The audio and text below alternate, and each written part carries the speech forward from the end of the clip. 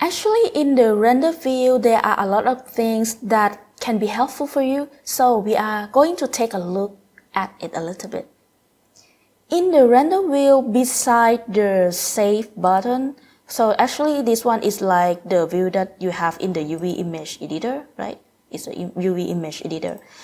And after you can save, you can create new. The next thing that I would like to talk about is because before you save, you can have option to make change. For example, this one now you are working in the slot 1, but you can use this slot in order to compare rendering image. For example, now I'm in slot 1.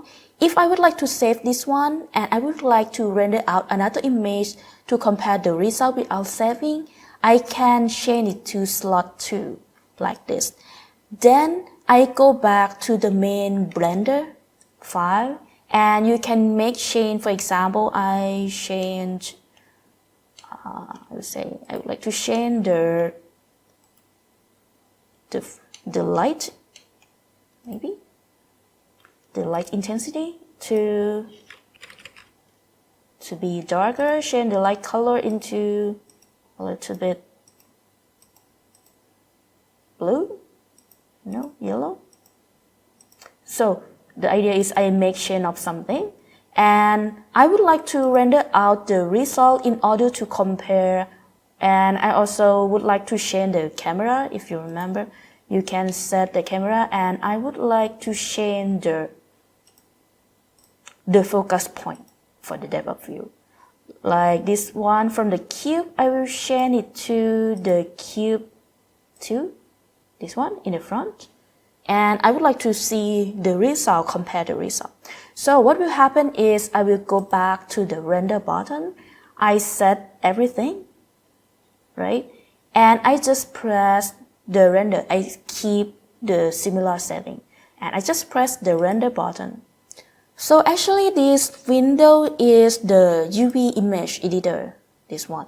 So you know that you can save image, add new image, open and load it, right? So besides that, the next thing that I would like to mention is the slot. So after I finish rendering, this one is the slot 2, right? But you can always go back to the slot 1 or the previous one.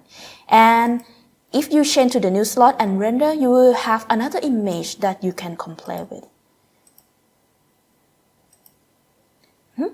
And then for each slot, you can click to see the color channel, like the red channel, green channel, and blue channel over here. So you can use this to compare until you're satisfied with it, and you can render into the animation later.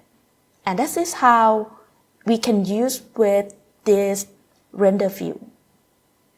After you understand how to use the render view, next, let's adjust more about sampling.